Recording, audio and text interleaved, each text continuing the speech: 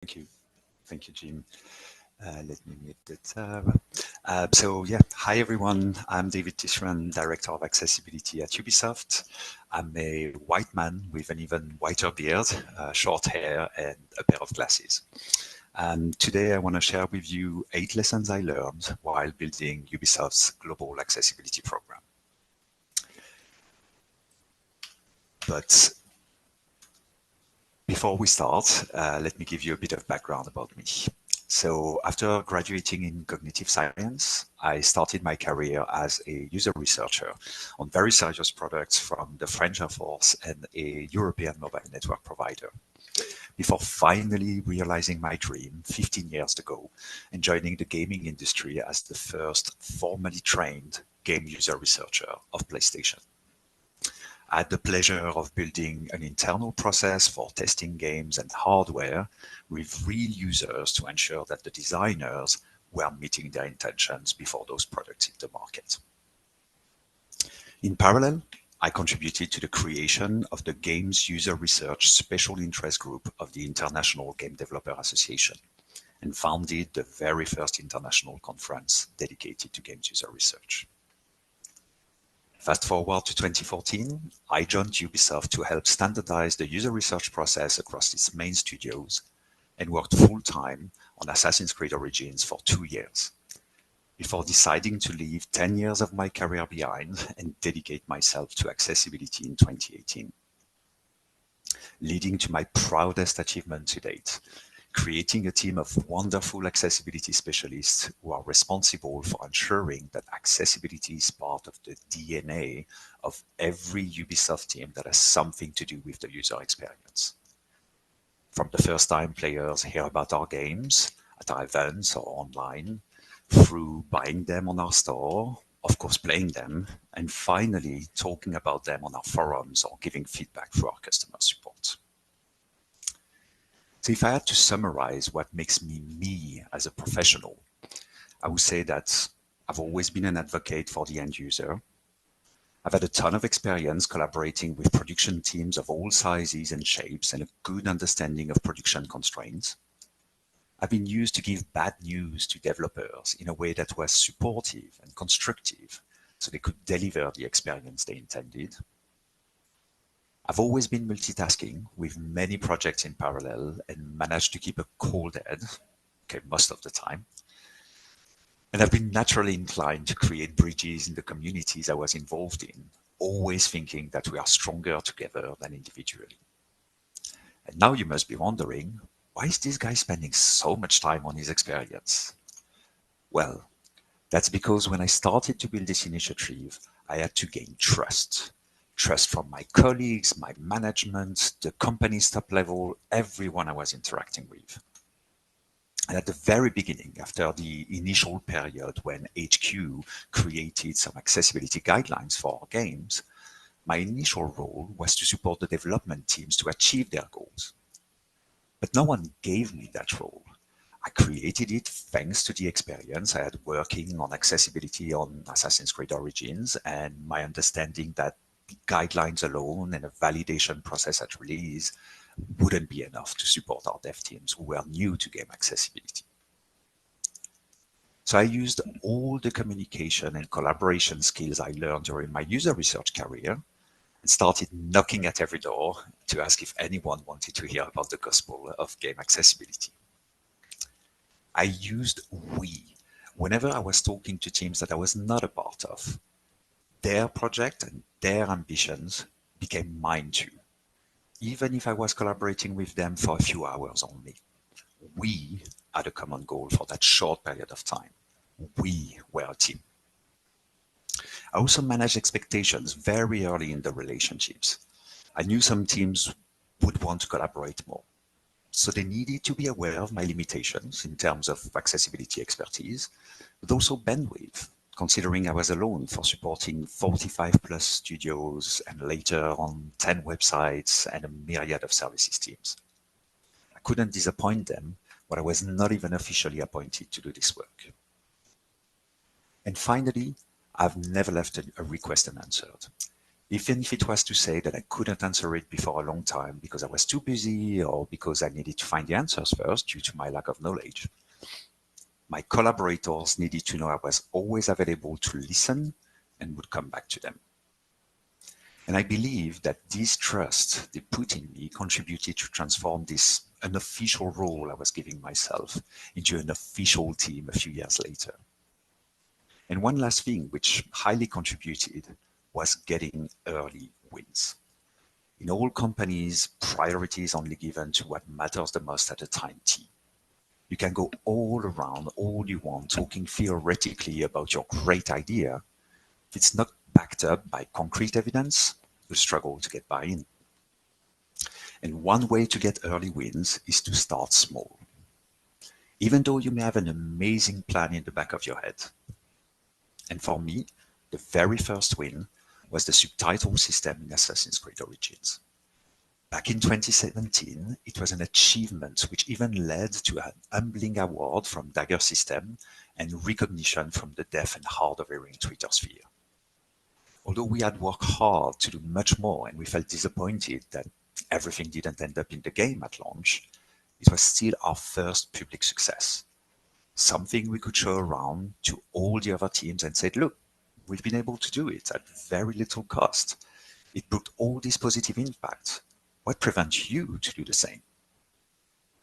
And more often than not, the internal friendly competition would kick in and teams would start to outdo themselves, as you may have seen in all our games since then. Was it the end-all perfect subtitle system which would rule them all for years to come? Of course not. But it was the early win we needed to kickstart a revolution. So remember, there is no small progress. There is just progress. But it can be hard to see it sometimes. You do 3 steps forward and 2 steps back, and your brain focuses on the latter, only, always. There is a net benefit of 1 step forward, and that's what counts the most. So don't beat yourself up for failing to do more like I did at the time. This job is hard enough as it is. But starting small doesn't mean put all your eggs in the same basket. It's just the laws of probability that the more you try, the more you're increasing your chances of success. So that's why, once we had our first win, I decided to go and try to convince as many people as possible. That's what I call the fisherman approach, where in order to catch some fish, people use multiple rods, hoping at some point one fish will bite. So I started with other development teams who could use the lessons I learned from Origins and apply them to their own games. I also put my master plan in place, contacting everyone who could help me making the overall user experience as accessible as possible. One of the very first player needs I was hearing from the community at the time was that disabled players never knew if a game was accessible to them before buying it, leading to wasting money on inaccessible titles for them and to disappointment, which sometimes led to stop playing games altogether. That's why I contacted our customer support, Ubisoft Connect, and Ubisoft Store teams and asked what it would take to put information about our game's accessibility or lack thereof at the time directly in their product. The first who replied positively were the customer support team, and they offered to add information about the accessibility of all our games in their FAQs. Was it the perfect solution I was hoping for? Originally, I wanted this information to be directly where players would make their purchase decision, so on our store page or on Connect. But it was a low-cost investment that answered an urgent need and once again was an example I could use to show the massive return on investment of a small initiative while waiting for a better solution to be available. Did that work on every team I contacted? Not in 2018, but anyway, I was just one person and I wouldn't have been able to support all of them.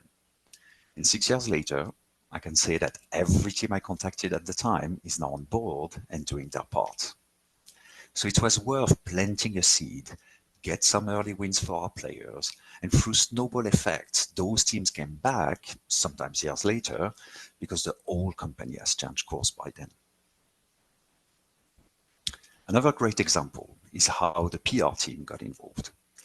Originally, I didn't know anyone in PR, They weren't my usual stakeholders in my previous roles.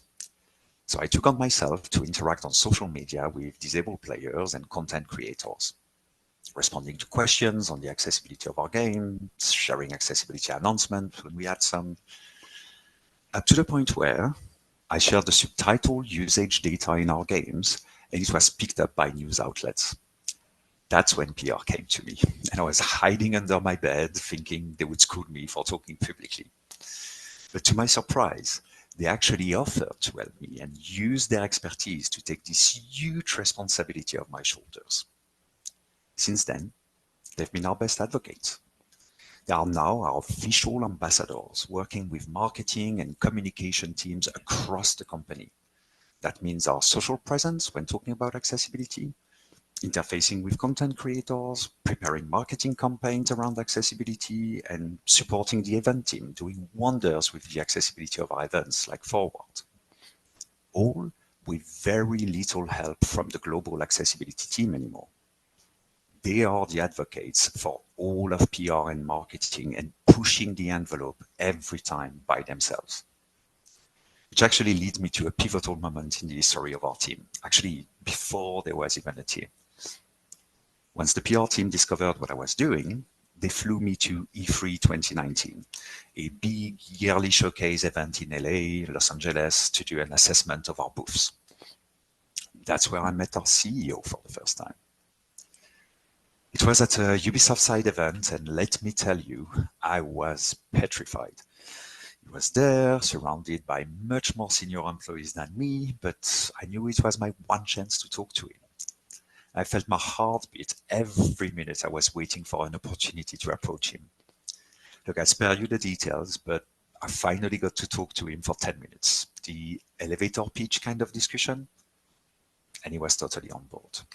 We booked a follow-up meeting, just him and me, a few months later, which led to the official creation of the team in December. Had I known that, I would have contacted the PR team years before. So what I hope this little story shows is that even people you may think are out of your reach, like the PR team or the CEO, may actually be your best sponsors. Just make sure you're prepared, you have a plan, and can clearly lay it out for them. It's scary at first, but definitely worth it. And those few examples of wins I shared were great for our players.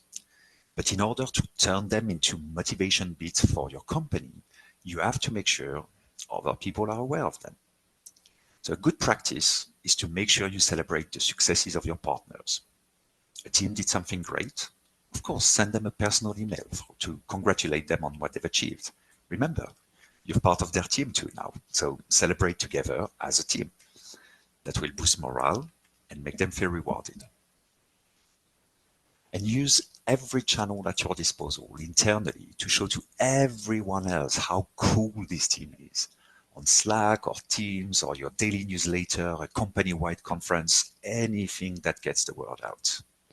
Once again, it's great for moral boost for those you're celebrating, and it also leads global change and friendly competition start to kick in. People new to accessibility might see it as unachievable initially, but when they see their peers succeeding, it helps changing mindsets and realizing they could do it too, and they too could get the great reward of feeling they've achieved something useful. At the moment, most of our work in the gaming industry is about changing mindsets. Celebrating successes is one of the easiest ways to start doing that. It's also important from the get-go to have a clear vision of where you want your initiative to be in 2, 5, or even 10 years. Based on the last few examples, it may sound like I fired instinctively in all directions and settled for what I could get at the time. But there is nothing further from the truth. Very early on, as soon as I saw our development teams were all in to make their games more accessible, I dreamed a way too ambitious plan for only one person to achieve. But a plan that could live for years to come and give a clear goal for the whole company.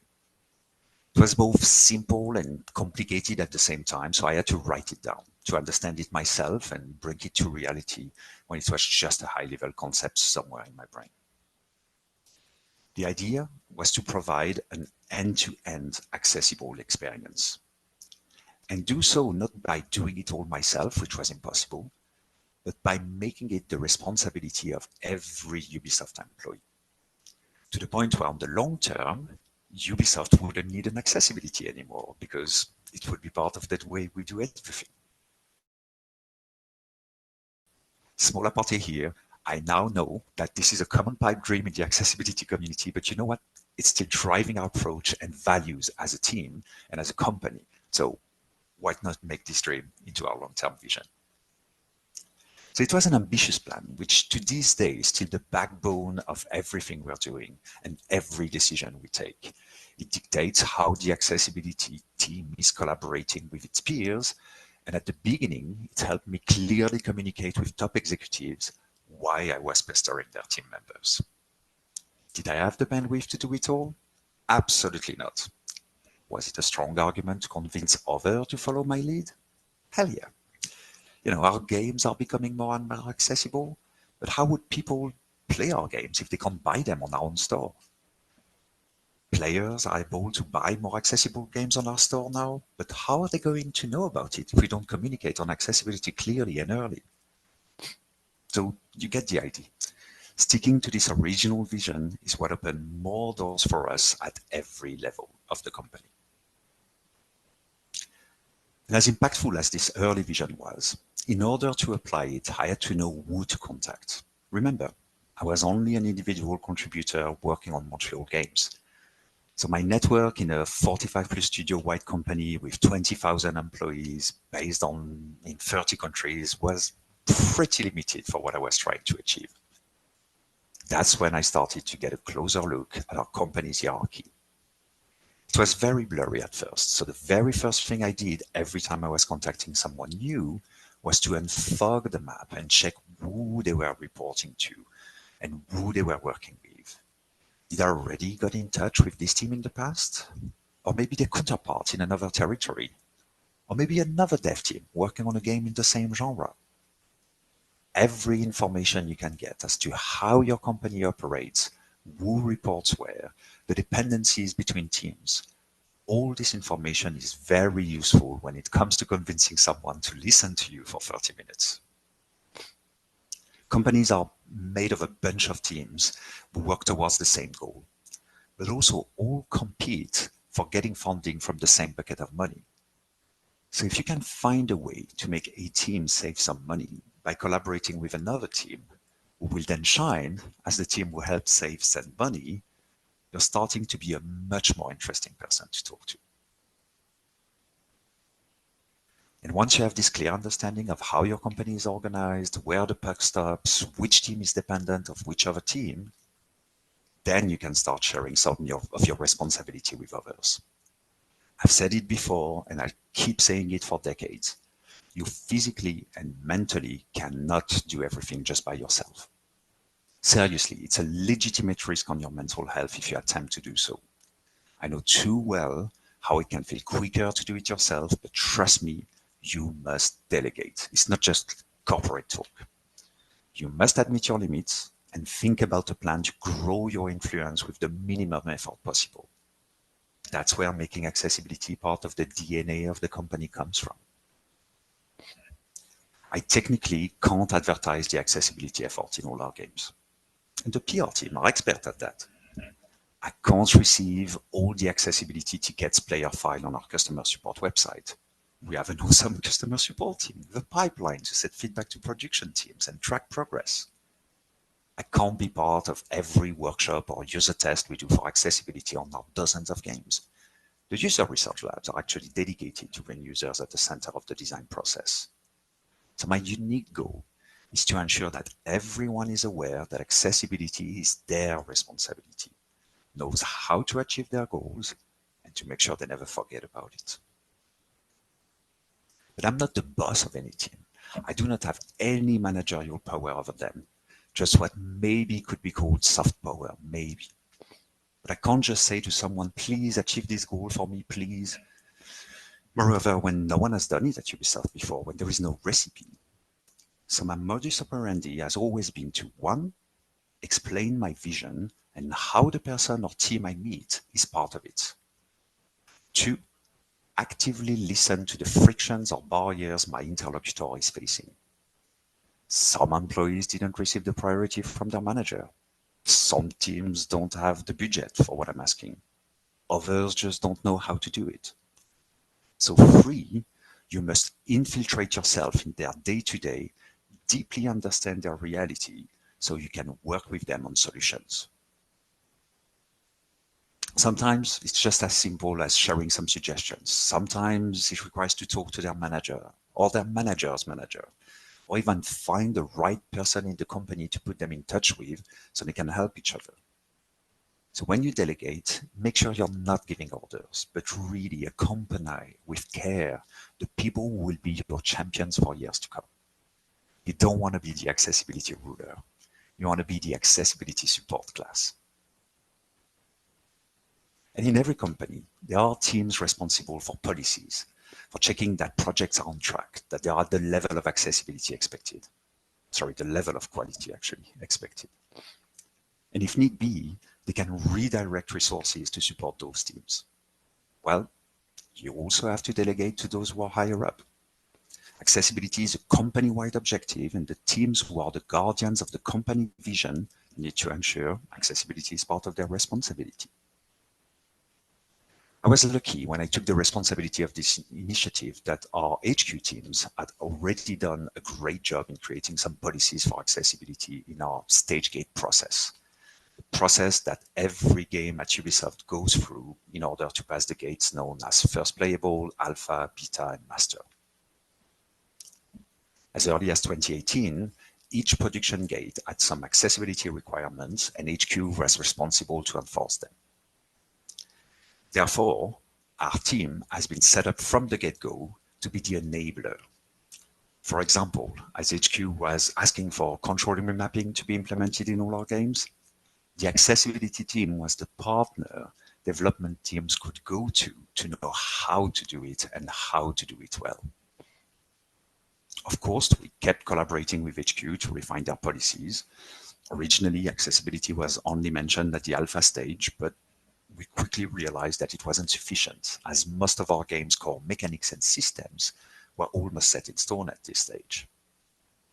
That's why, since 2021, we collaborated with HQ to create an accessibility checkpoint right before production starts, and even made sure that the accessibility policies were mentioned in the official mandate document.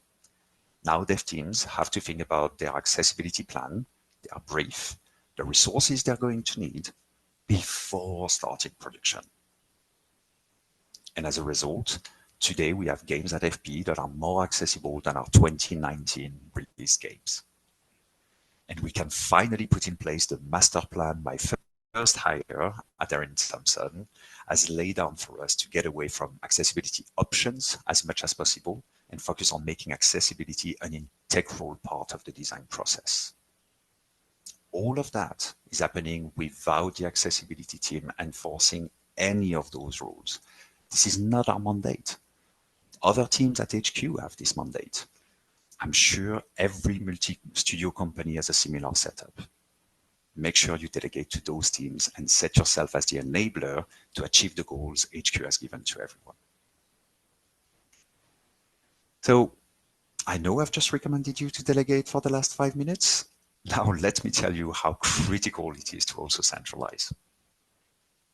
Indeed, delegating doesn't mean fire and forget. Once your peers start taking responsibility for the accessibility of their games or services, you need to be able to take the pulse of your global initiative and assess where to put your limited energy next in order to get the most value for your time. So if several development teams face the same barriers, maybe there is something you can do to unblock them both with one action. If a team is doing wonders on their own and they don't need your support anymore, just keep a quarterly meeting with them to check if they need help later or get an idea of their accessibility roadmap and compare it with your own long-term goals. Staying connected with everyone keeps you up to date with innovations and best practices being discovered, particular challenges which need your attention, new opportunities to work on. And as the one-stop shop for everything related to accessibility, you can direct people towards the resources they need and answer any questions coming your way. As your team and mandate grows, it can become difficult to be aware of every detail, and that's fine. Just make sure you keep track of the big picture and know who to contact where more detailed questions are arising. This will help you focusing on efficiency gains. Because once the accessibility boat is sailing, you want to make sure it reaches cruise speed as quickly as possible. And when it's there, you want to keep improving the engine so it can go even faster. Once you have this high-level vision of each development in progress and, more importantly, the barriers they face to push the envelope further, then you can find efficiency gains. To give an example, at Ubisoft, we're lucky that most of our teams are mainly using two game engines, Snowdrop and Envy. So if a programmer is implementing, let's say, a subtitle priority system on Ghost Recon, why would the Assassin's Creed team have to reinvent the wheel and spend any more programmer time to develop the exact same feature? Can we put this code in the engine directly so it can be reused by the Skull and Bones teams or the Immortals team? That's something that our Ubisoft Kyiv teams have been actively working on over the past years. And there is no word to describe how thankful I am to our Ukrainian studios for allowing everyone to make their games more accessible, faster. In the same way, if like 5 development teams ask you about the basics of control mapping design, is it better to have like 5 separate meetings to explain to each of them individually the barriers players face and the potential solutions? Or can you create a single document that's going to be good enough for every team to start thinking about the challenge at hand and then come back to you for more adverse questions, which are difficult to answer on paper? Although we're still at the beginning of our journey and we just achieved cruise speed, all our efforts are now on making our work as efficient and as reproducible as possible with as little energy as possible. Finally, I want to leave you with one last piece of learning, which I think benefited us all along the journey.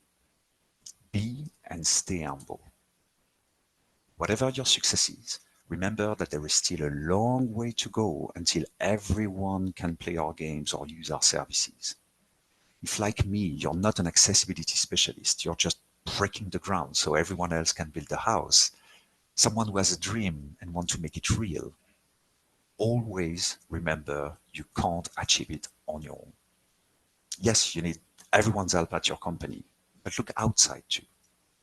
It's been said multiple times that disabled players are the only ones to know their reality, know the barriers they face every time they play a game. Listen to them. They are the experts in their life experience.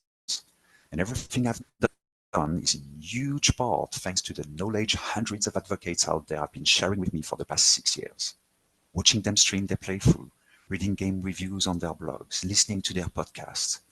We need them to keep being vocal more than anything. But listening to and involving disabled players in the design process is not enough. To you, starting your accessibility career, listen to your elders too. People have been working on accessibility for a long time, in and outside of gaming. Gareth Ford Williams gave me some strategical tips I will never forget and brought me to talk to our CEO to get an official team built. And he's a generally fun person to have hangover breakfast with at CSUN if you get a chance to go. Tara Volker from Microsoft has been an inspiration to me, and I look up to her as someone who's been freely sharing best practices for all of us to adapt to our own environment, build upon, maybe one day do a follow-up talk to share our own findings. Brandon Zahan, Bryce Johnson, Karen Stevens, Ian Hamilton, all are people I owe a lot to. Always here when I had questions or was doubting myself, always happy to share what they've learned over more than a decade of practice. And last but definitely not least, I don't think I would have been able to develop our web accessibility branch without the invaluable support of Leonie Watson. All those experts with eons of experience have shared their wisdom online, and if you're lucky to meet them in person, get over your shyness like I did when I was still a baby in accessibility, and go talk to them. 15 minutes of their time will get you years ahead in your reflection. And finally, the people that have taught me the most are the people I recruited. When you're at the helm of a massive initiative in a multinational company and your knowledge of accessibility is only self-taught, the best thing you can do is surround yourself with people with first-hand experience and real design expertise. Everything I'm lacking. They will take your initial vision and expand it tenfold. They will know how to achieve it quicker and better. They will build the team with you and make you a better manager that you ever thought you could be if you take the time to listen to them. So remember, be humble, stay humble, and listen actively to literally every person you're interacting with. Stay curious of others' experiences and you'll grow the best accessibility program the world has not seen yet. And I can't wait for your talk in 5 years. That's it. Thank you very much for attending this talk. I hope some of my learnings are going to be useful to you. I'm here if you have questions or comments, and you can reach out to me on most socials at Tisran David, which is TISSERANDDAVID. Thank you again. Fantastic. Thank you, David. Really appreciate it. And based on some of the comments I saw in chat, it did resonate with the audience. I do have some questions here in the QA. I will just go through those. So we do appear to have a fair amount of time left. The first question is, it sounds like a big part of this journey has been the ability to communicate your vision and your message. What advice do you have about communicating your vision? That's a very good point. I apologize in advance because I have a bit of echo, so I'm going to try to focus. Yes, it's true. It's a lot about communicating. I think I shared a couple of the tips I've been using myself, like using we. You know, when you talk to the CEO, it's not your company. It's not, you know, someone else. It's us. We're all in the same boat. And the CEO or any team you're working with, you know, we're always together. So that's one thing that helped me, I think, get buy-in. The second thing I wanted to say, and I'm really sorry, that's the echo. I've got to mute the tab. There we go. The second thing I wanted to say was to have the plan in your head already clear. If you're arriving at a meeting and you don't know exactly what you're going to talk about or how to describe what you're doing or what kind of strategy you want to put in place, it has to be very clear. It has to be, you know, we say it all the time, the elevator pitch needs to be ready in your head. You need to be able to explain why it's important in the shortest amount of time with the most concise way. And that helps as well to convince quickly. And maybe the final thing, and I think it's related to what I said about collaborating with development teams, is knowing what will resonate with the person you're talking to. Maybe if you're talking to a producer or a product owner, maybe more in the website of things, budget is going to be what's interesting. How to save budget. It's going to make you more money if you can reach more people. If you're talking to designers, maybe you can use more the design challenge. It's interesting to think about accessibility in your design process. It's something new. It's something you can get rewarded for by finding how to fix the challenge, you know, or overcome the challenge. So adapting to the different audiences you're talking to as well to make sure that you use what resonates with them the most. So those are a few things from the top of my head, but of course there is plenty more things we could say. Fantastic. Thank you, David. Next question. What recommendation would you have for a senior engineer trying to advocate for accessibility at an open-minded yet uninformed company with limited bandwidth, budget, and time? That's another very good question. I mean, although I'm not a developer by trade, I relate to that question because when I was a user researcher on a big team where, you know, accessibility wasn't brought up at the time, I had to find ways at this level, before like 2, 3 years later, I could get a team. To me, it started with talking with the people around me. So I was on the floor with like hundreds of people around me, and just talking to like the presentation team. For us in games, we've got the world and we've got the UI, right? But going to talk to the presentation team and saying like, hey, what would it take to make our subtitles slightly bigger? And there is a designer, he's grabbing a programmer.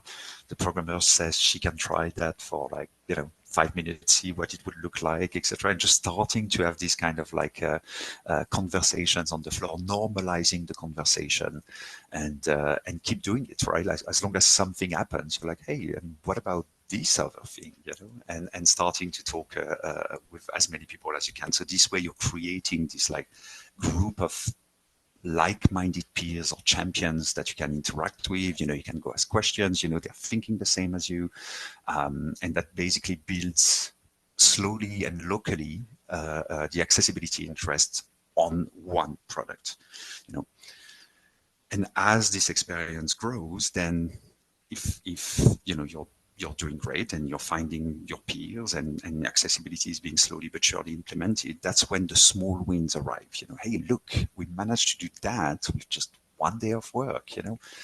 Then go and present it to another product team and say, look, I've done that. Can you do it too? I think that's what I was saying right in the talk. And slowly but surely, that's going to bring more and more people to your strategy or to your goals, and hopefully reach out the entire company. And when you start then to make that official. One last thing, which I heard from others, I've never done it myself, but is to organize lunch around accessibility. Like, hey folks, I booked a couple of sandwiches. If anyone is hungry and want to talk about accessibility with me, come in, and sometimes you just find one or two more people. Don't expect that the whole team is going to turn up and listen to you and be, these are the keys, please make the product accessible. That never happens from what I heard, right? It's always about the small meeting one people after the other, and building your army, as they say sometimes, slowly but surely. That's what I would recommend. Great. Thank you, David. Next question. What is the very first step to building an organization-wide accessibility program? Wow. So I think, as I presented in the presentation, I was very lucky that at the very beginning, the corporate social responsibility team at HQ, at our headquarters, had already thought about accessibility, in the sense they were like, okay, we know this is something we need to work on, right? So they had created, in parallel with me supporting them, but that was their role and their idea originally. So they had created those goals for teams, like we need to have control mapping, we need our games to be accessible to colorblind players, etc., etc.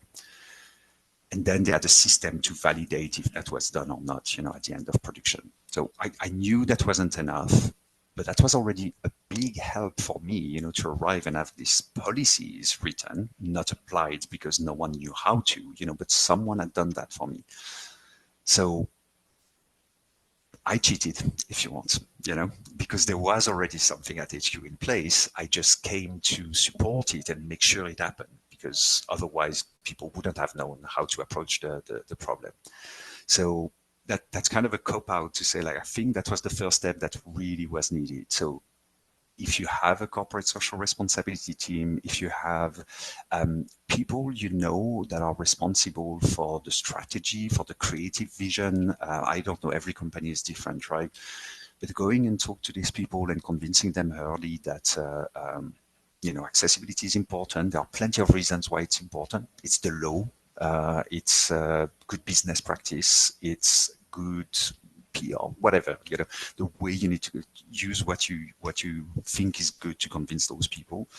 Then if they can put some policies in place very early, then you can come and be the support that's going to help every product team to deliver on those policies. that's how it worked for us. I don't know how other companies have done it. If they started first, with slowly but surely building local chapters, and then it created the general policies. For us, we did kind of both in parallel, right? Working with HQ to create those policies early, and working locally with my development team to make our game as accessible as possible, and then using both to create a strategy and a team on the long term. Yeah, that would be my answer. Great. Thank you, David. Next question. What resources would you recommend to learn more about specific user accessibility requirements as a junior software engineer without direct access to users? Okay.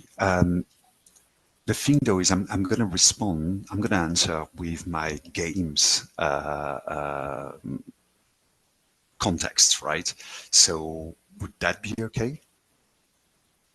Absolutely. Okay, good.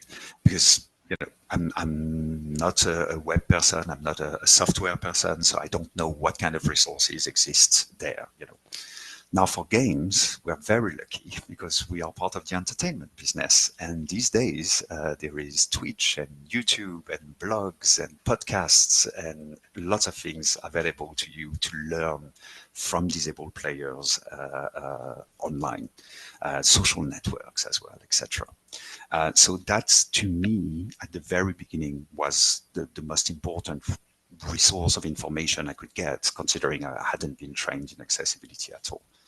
Additionally, in the gaming industry in the past, when I started 7 years ago, we also had what we call the Game Accessibility Guidelines, which is a website, free website you can go and use, and it gives guidelines about what you can, or what kind of barriers people meet when they play games, and how you can overcome them either by design or by options. That was very useful to me to know some guidelines, a bit like success criteria of WCAG if you want, but more obviously for games.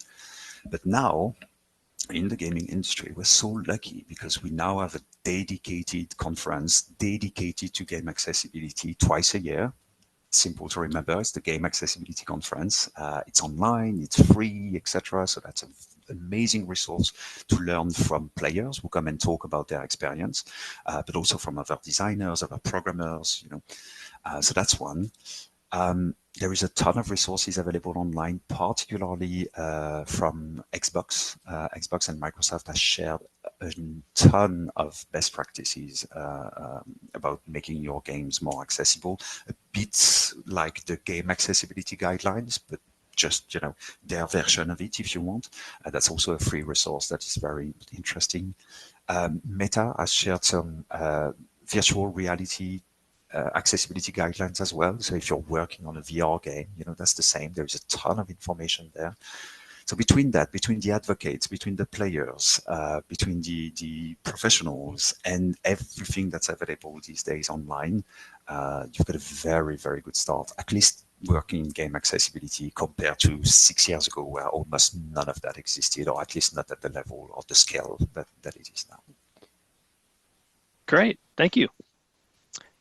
Next question. What is your experience about people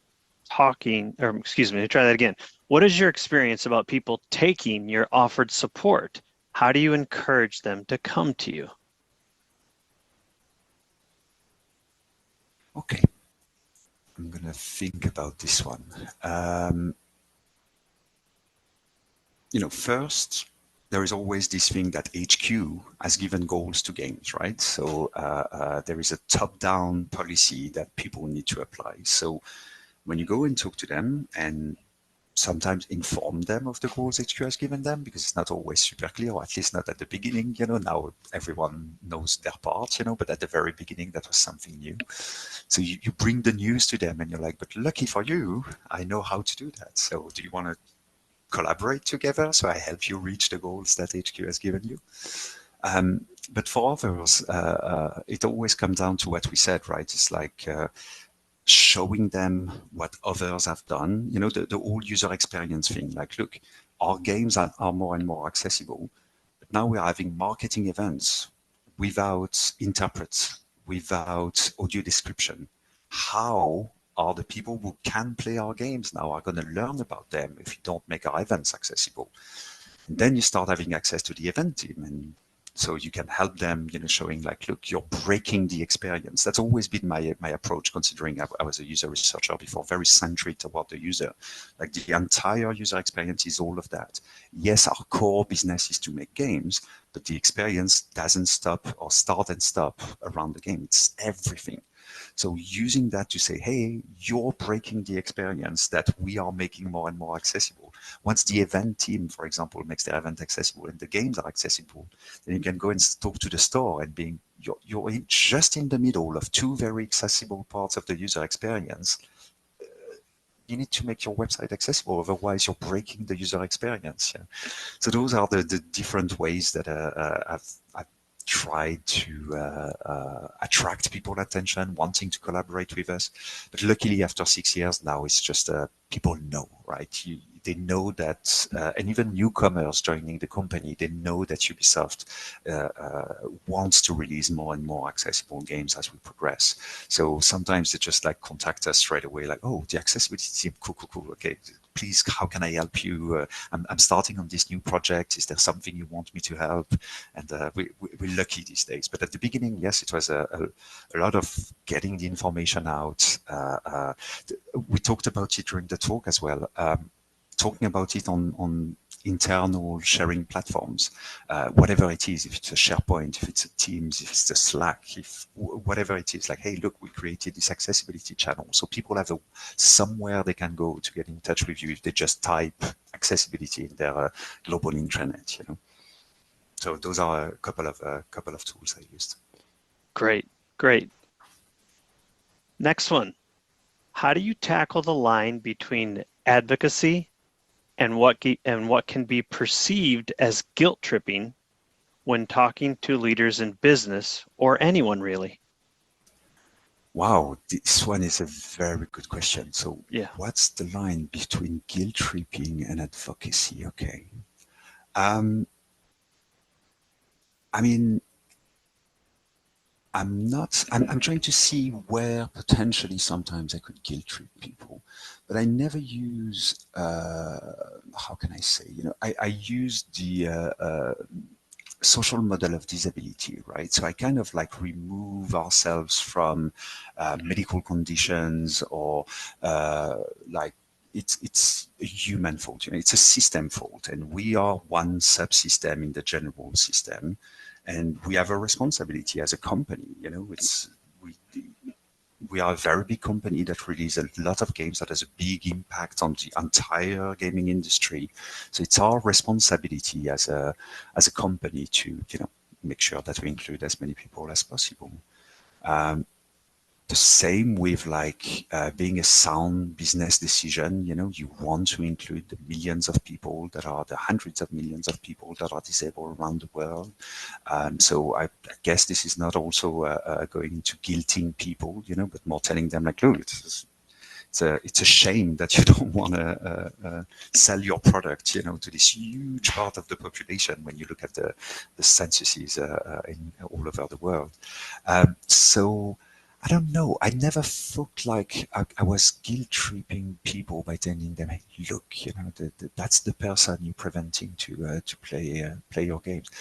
Uh, I don't know, and I'm sorry I can't answer this question more. I'll definitely think about it more and see if maybe sometimes I'm guilt tripping people. That's a good question. Great, thank you. I know we're Oh, inside of thank you. one. I know we're inside of 1 minute here, so I'm going to try to squeeze in another question here real quick.